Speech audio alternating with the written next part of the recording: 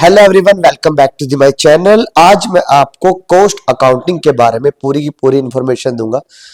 अगर आप पंजाब यूनिवर्सिटी में, आपके जो पंजाब यूनिवर्सिटी के अंदर आपका जो पूरा सिलेबस है बच्चों, आपका अपना कॉस्टिंग का हम उसको पूरा कंप्लीट कराएंगे, ठीक है ना। सारी की सारी वीडियो आपके लिए बनाएंगे और सारी जितने भी हमारे कॉस्ट अकाउंटिंग के आपके डीपीटी के सवाल है, आपके बुक की इलस्ट्रेशन है, ठीक है ना, और आपके प्रैक्टिकल प्रॉब्लम है, ठीक है। और जो आपको सवाल चाहिए बच्चों, आप मुझे वीडियो के कमेंट सेक्शन में आप मुझे बता देना आपको कौन सी वीडियो चाहिए, कौन सी वीडियो के आपको कौन से क्वेश्चन की वीडियो चाहिए, ठीक है। आप मुझे बता देना, वो क्वेश्चन के बच्चों हम आपको सॉल्व करा देंगे, ओके। तो अभी सबसे पहले मैं आपको कराऊंगा बच्चों कॉस्ट अकाउंटिंग के अंदर कौन सी वाली, कॉन्ट्रैक्ट कॉस्टिंग। कौन सी कॉस्टिंग भाई?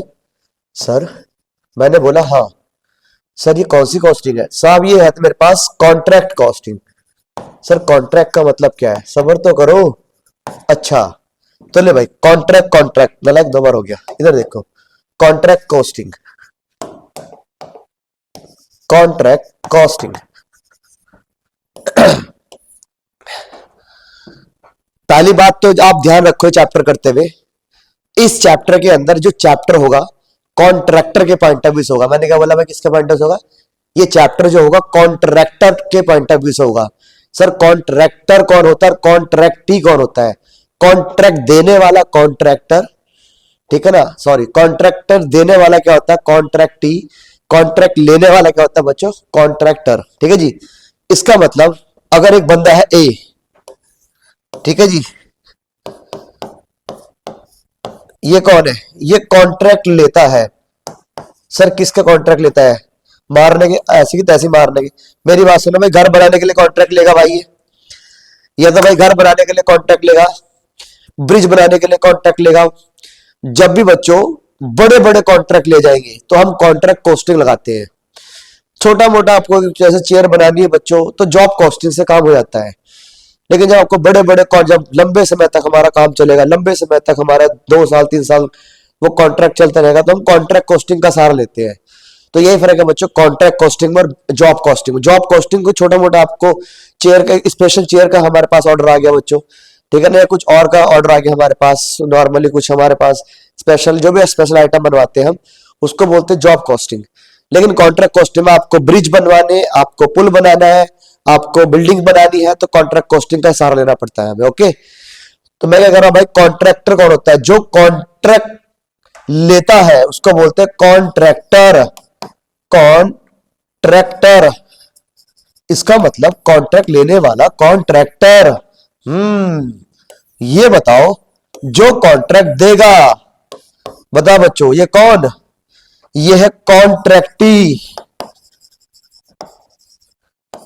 ठीक है जी। ये कौन है? कॉन्ट्रैक्टी। अच्छा, ये कॉन्ट्रैक्ट देगा, ये कॉन्ट्रैक्टी। सर इसके दांत क्यों बाहर आ रहे हैं? साहब इसने घर बनवाना है अपने। सर कौन सा घर? शादी होने वाली है, करेगी भाई घर बनवाना है उसने अपना, ओके। इधर देखो भाई, ठीक है जी। ये साहब इसका मुंह इतना क्यों उतर रखा है? छोड़ो इसकी ऐसी तैसी, इसका मुंह ऐसे ही है।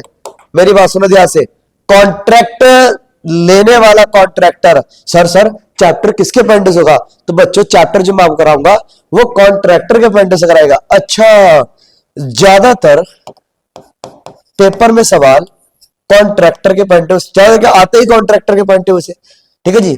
कॉन्ट्रैक्टर अपना क्या बनाएगा? खाता बनाएगा, ठीक है ना। तो कई बार कॉन्ट्रैक्टर कॉन्ट्रैक्ट खाता भी बना सकता है, ओके। फिलहाल तो हम मेन मुद्दा इस पर लेके आएंगे भाई, कॉन्ट्रैक्टर पर लेके आऊंगा मैं आपको, ओके। तो मैंने क्या बोला बच्चों, रिवाइज करो।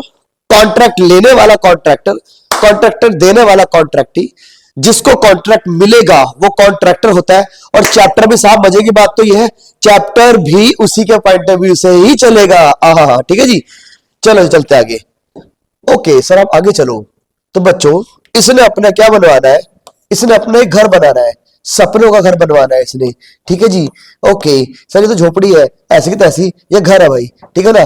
ये लो, ये बचपन में बनाते होते थे बच्चों हम, ठीक है ना। इधर खिड़की भी होती थी, भाई ये बन गया घर, ठीक है जी। ये ऐसा कुछ बन रहा है यहाँ पे, ठीक है जी। इसने घर बनवाना है, तो ये बोलते क्या आप मेरा घर बनाओगे? क्या, इधर देखो ना, क्या आप मेरा घर बनाओगे? ये कह रहा हाँ हाँ हाँ हाँ हाँ, बनाऊंगा बनाऊंगा बनाऊंगा, लेकिन पैसे लूंगा। क्या लूंगा? पैसे। तो कह रहा फ्री में हम कौन सा बनवा रहे हैं, कर बताओ कितने पैसे लोगे? तो ये बोलता है मैं पैसे लूंगा, मैं पैसे लूंगा, मैं पैसे लूंगा, पूरे 1 करोड़।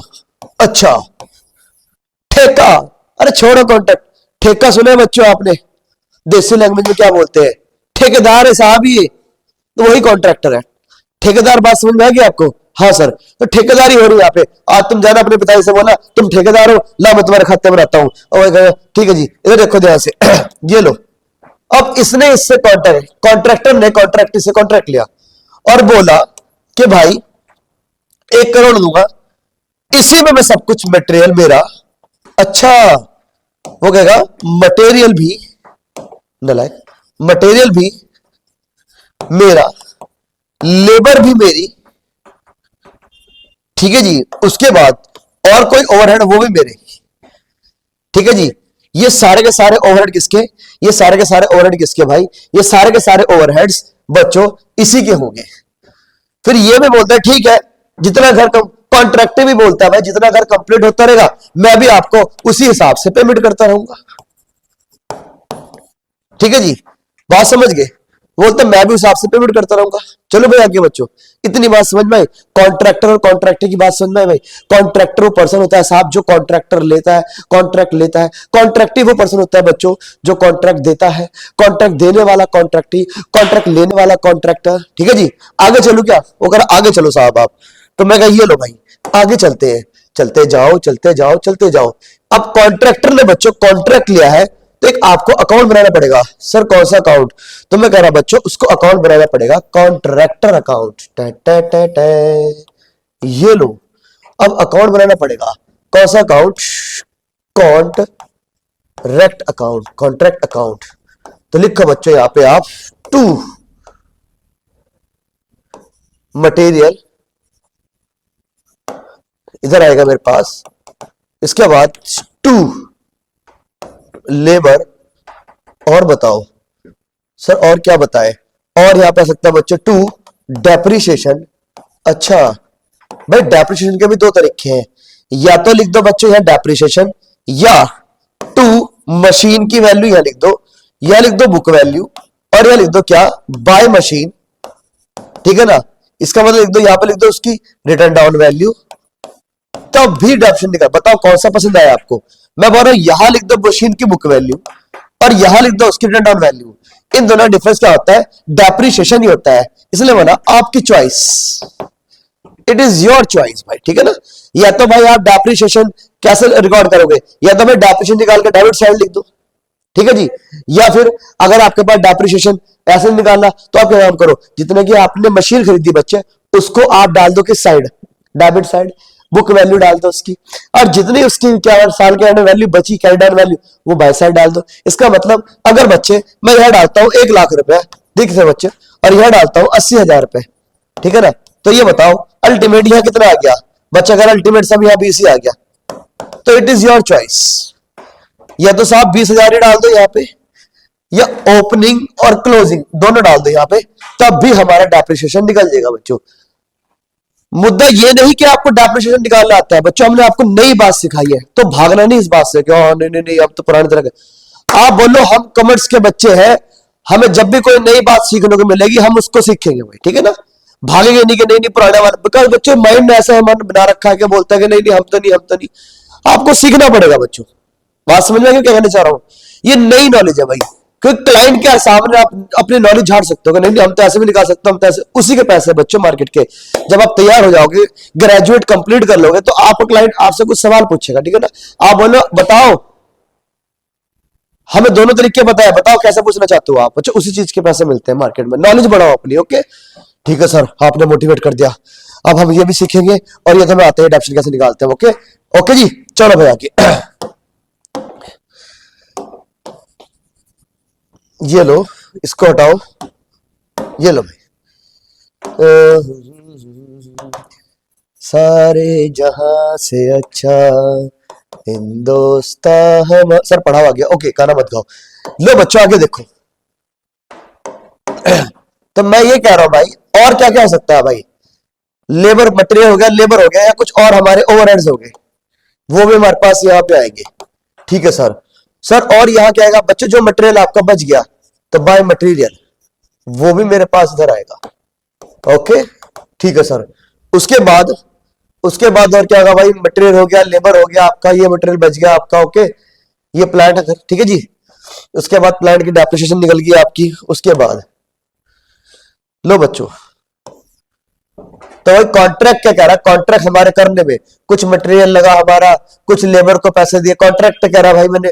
बच्चों आपने 11वीं क्लास के अंदर बताओ प्रॉफिट और लॉस अकाउंट बनाया है ना, बस यही है और कुछ भी नहीं, ट्रेडिंग और प्रॉफिट लॉस वो यही है। इसका मतलब ये वाली साइड सारी इनकम और ये वाली साइड सारे खर्चे, ओके। मैं चलो आगे। इसके बाद भाई आपको निकलता है by cost of contract, cost of contract लिखो, कॉस्ट ऑफ कॉन्ट्रैक्ट, ठीक है जी। तो जितने मेरे पास बच्चों कॉस्ट ऑफ कॉन्ट्रैक्ट निकल के आए यहाँ पे, ये इधर देखो, ये मेरे पास कॉस्ट ऑफ कॉन्ट्रैक्ट निकल के आ गया, ओके। इस कॉस्ट ऑफ कॉन्ट्रैक्ट को मैं इधर ट्रांसफर कर दूंगा, ये लो, to cost of contract. Sir इसका मतलब क्या, आज तक का खर्चा। अच्छा कि भाई घर बनाने में आज तक का मेरा इतना खर्चा आ गया साहब, उसे बोलते हैं कॉस्ट ऑफ कॉन्ट्रैक्ट। भाई कॉन्ट्रैक्ट के अंदर इतना मेरा आज तक का खर्चा आ गया, ये कॉन्ट्रैक्टर रिकॉर्ड कर रहा है बच्चों, ठीक है जी। समझते रहो बच्चों, आगे चलो। उसके बाद फिर बोलता है बाय WIP। इसका मतलब क्या होता है बच्चों, WIP मतलब वर्क इन, इसमें होता है वर्क सर्टिफाइड, वर्क सर्टिफाइड। और वो होता है बच्चों, जो वर्क सर्टिफाइड होता है वो किस पे होता है, वर्क सर्टिफाइड होता है वैल्यू पे। तो आप लिखोगे value of work certified, work certified, इसको आप ब्रैकेट में सेल लिख लो, ठीक है जी। उसके बाद कॉस्ट ऑफ वर्क अनसर्टिफाइड,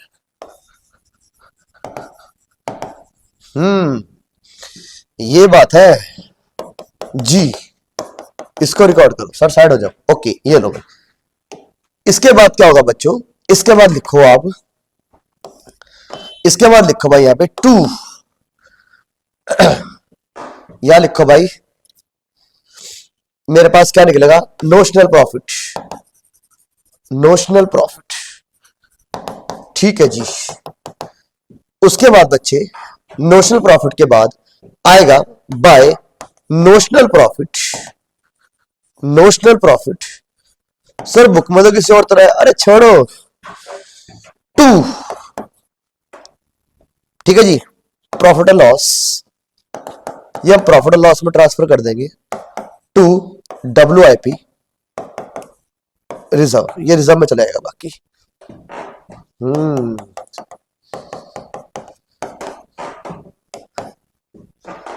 ठीक है जी, ये लो भाई, इसको बच्चों आओ समझते हैं, उतार ले तो आप समझते हैं, उतार ले तो मुझे इजाजत दो भाई, इजाजत है आपकी साहब, मैं कराऊं इसको आगे, बच्चा कह रहा कराओ, ओके। तो आओ, तो मैंने क्या बोला, अब सबका फोकस बिल्कुल बोर्ड पे होना चाहिए, ठीक है ना, बिल्कुल बोर्ड पे आओ। तो कॉन्ट्रैक्टर कह रहा है साहब ये मेरा खर्चा हुआ, ये मेरा खर्चा हुआ, ये मेरा खर्चा हुआ, ये मेरा खर्चा हुआ, ये नहीं हुआ मेरे बच्चे, तो ये अल्टीमेट ये हुआ होगा। टे टे टे टे। समझे बात को, रट्टा नहीं मारना आपको, आपको समझनी है, ये नहीं कि डेबिट क्रेडिट साइड, छोड़ो इस चीज को, आप मुझसे पढ़ने आए तो बच्चों आप इस चीज को रट्टा नहीं मारोगे, आप कसम खाओ पहले तो आप इस बात को। जब भी आप बोलो, जब भी मैं आपको बोलूं कि याद करो, आप बोलो छोड़ो, याद क्यों बोले, आप समझाओ ना इसका लॉजिक, मैं आपको समझाऊंगा, ओके। तो बच्चों ये बताओ, कॉन्ट्रैक्टर कह रहा है भाई मेरा खर्चा मटेरियल का हुआ, मेरा लेबर का भी हुआ, मेरा डेप्रिसिएशन का भी हुआ, कुछ मेरे और ओवरहेड हुए, और अगर मैं इसके ऑपोजिट साइड लिखता हूं ये नहीं हुआ, ठीक है जी, ये नहीं हुआ मेरा खर्चा, इसका मतलब ये हुआ और ये नहीं हुआ, तो वैसे मैंने बोला बच्चों आज तक खर्चा ये हुआ, बात समझिए, आज तक खर्चा ये हुआ आपका, जो भी आपका अमाउंट में निकल के आ गया। उसके बाद इस खर्चे को आप ले डालोगे, सर इसका मतलब बताओ ना, मैं कह रहा हूं बच्चों ये सेल है, इसका मतलब वैल्यू ऑफ वर्क सर्टिफाइड, इसका मतलब इतने की मैंने अपनी सेल रिकॉर्ड कर रखी है। वैल्यू ऑफ वर्क सर्टिफाइड का मतलब क्या होता है भाई, कि भाई इतने की मैंने क्या कर रखा है, वैल्यू ऑफ वर्क सर्टिफाइड। इसका मतलब क्या होता है बच्चे, इतने की मैंने सेल को रिकॉर्ड कर रखी है। सर वैल्यू मतलब सेल। सर जो अनसर्टिफाइड है इसको बोलते हैं बच्चों कॉस्ट। क्लोजिंग स्टॉक, ये बच गया।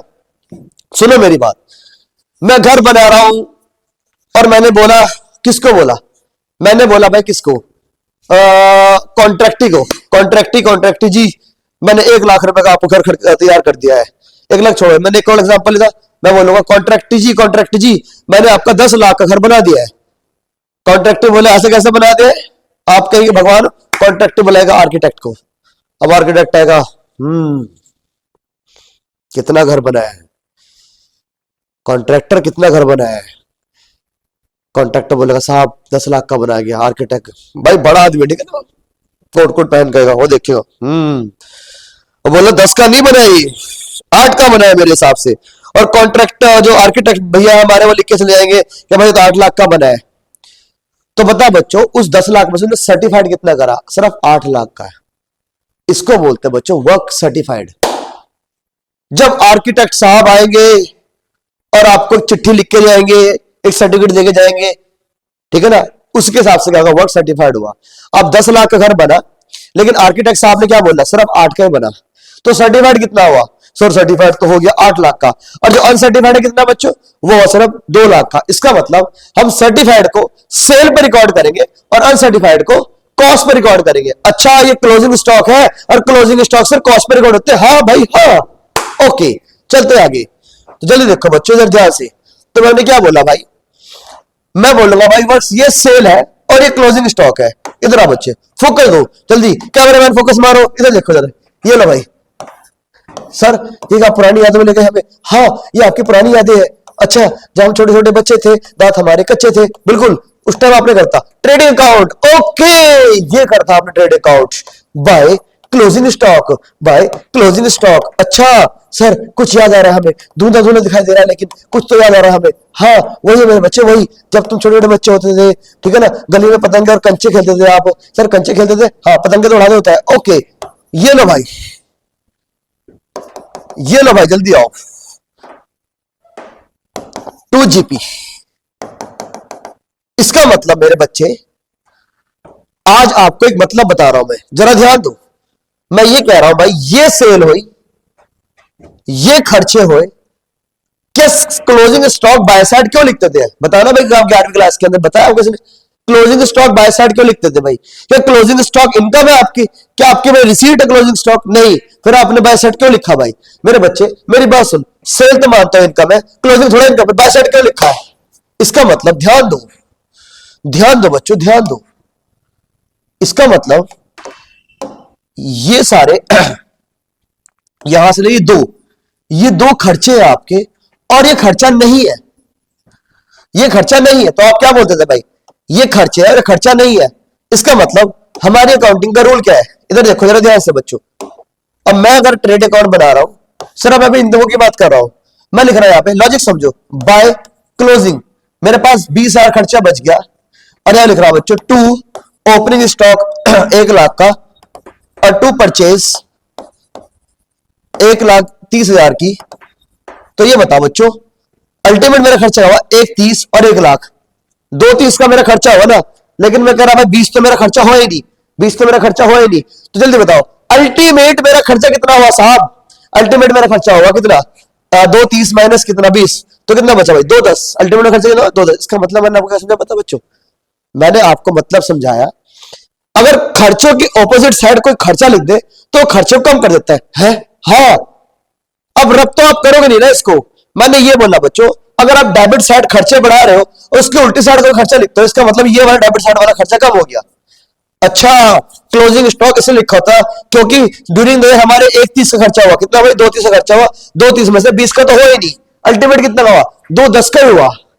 ये बात थी बच्चों, इसलिए आप क्लोजिंग स्टॉक को बाय साइड लिखते थे, क्योंकि जो खर्चा हो ही नहीं साहब, मैचिंग कॉन्सेप्ट क्या बोलता है, जिस साल खर्चा हो वाला खर्चा लो ना आप। ये खर्चा तो हो ही नहीं ना आपका सर, ये खर्चा हो नहीं, ये खर्चा नहीं हुआ आपका भाई। 20,000 का आपको खर्चा हो ही नहीं, साल के शुरू में बोला आपने 1 लाख और 1,30,000, 2,30 का खर्चा होगा, लेकिन 20 का तो है नहीं।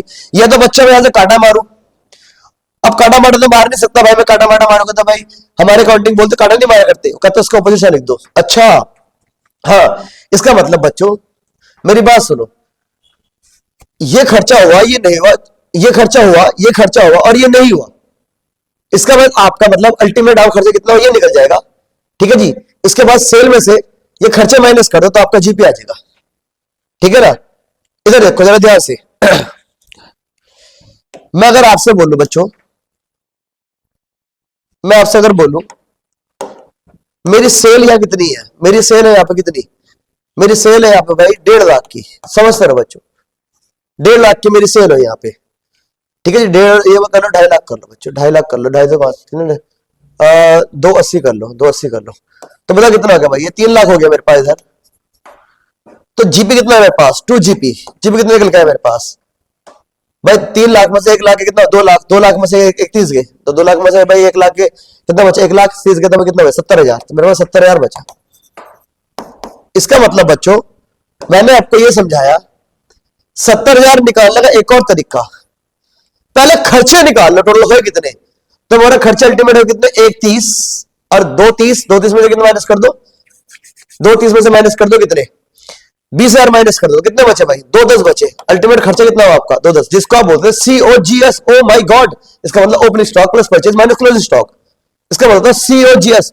और हम क्या बोलते हैं बच्चों COGS को यहाँ पे, इधर देखो हम बोलते हैं COGS को यहाँ पे कॉस्ट ऑफ कॉन्ट्रैक्ट।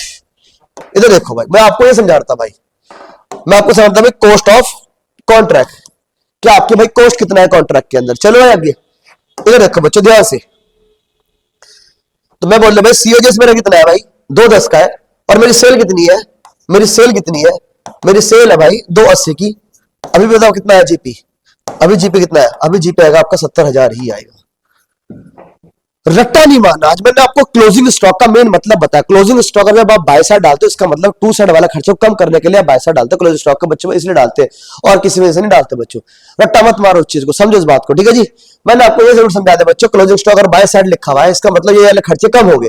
अगर खर्चे कम होगा तो सेल में से आपका जीपी से निकल जाएगा आपका, तो फिर जीपी आपका ड्यूरिंग ईयर वाला बिल्कुल करेक्ट निकल के आता है। ओके, अगर खर्चा बताऊं मैं 70,000 को बता बच्चों, अगर मैं 70,000 इधर ना डालूं, ये सॉरी 20,000 इधर ना डालूं, तो मेरा 20,000 इधर से 90,000 का प्रॉफिट, मेरे 20,000 से प्रॉफिट बढ़ जाएगा, 90 आएगा। देखो जी, इसका मतलब खर्चे कम हो जाएंगे, प्रॉफिट बढ़ जाएगा। जबकि हमारी अकाउंटिंग बोलती नहीं, जब भाई खर्चा हुआ आपका ड्यूरिंग ईयर उसको आपको मानना पड़ेगा। ओके आओ जरा इधर देखते हैं। अब मेन मुद्दे पर आओ बच्चों, जरा ध्यान दो। अब मैं क्या कर रहा हूं आपसे, इधर देखो, तो मैं भी तो आपको यही समझा रहा हूं भाई, ये सेल है, ओहो, ये क्लोजिंग स्टॉक है, ओहो, और ये कॉस्ट ऑफ कॉन्ट्रैक्ट है, इसका मतलब COGS है। तो सेल में से भाई इस कॉस्ट में से ये खर्चा मैंने हटा दिया, ये वाला खर्चा हटा दिया, तो अल्टीमेट मेरे पास नेट खर्चा आ गया। फिर इसमें से मैंने ये माइनस कर, अल्टीमेट पर क्या गया मेरे पास, नोशनल प्रॉफिट। तो बात तो वही है साहब आपकी, ये क्या है, आपकी सेल है, ये आपका क्लोजिंग स्टॉक है, ये आपका COGS है, उसके बाद आपका क्या बचा, नोशनल प्रॉफिट, जहां लिखा था जीपी ग्रॉस प्रॉफिट, हमने नाम दिया नोशनल प्रॉफिट। ठीक है जी, उसके बाद बच्चों ये नोशनल प्रॉफिट ट्रांसफर आगेगा इसमें से भी। अब इसमें से बच्चों कॉन्ट्रैक्ट क्या बोलता है, मैं सारा का सारा प्रॉफिट, जितना मेरा नोशनल प्रॉफिट आया, मैं सारा का सारा अपनी इनकम नहीं बुक करूंगा, मैं अपनी इनकम सिर्फ कैश बेस पे बुक करूंगा। ठीक है जी, अब कितनी इनकम बुक करूंगा बच्चों, यहां तक पहले आप चैप्टर को समझो, जहां तक क्लास लंबी होगी। हालांकि मैंने पूरा आपको लॉजिक बताया बच्चों, पूरी की पूरी आपको बीकॉम की पूरी क्लास बनाऊंगा। जब मैंने एक बार बोल दिया आपको तो पूरी बच्चों आपकी कॉन्ट्रैक्ट कोस्टिंग मैं पूरी कराऊंगा। ठीक है, सेमेस्टर से पहले पहले मैं आपको करवा दूंगा।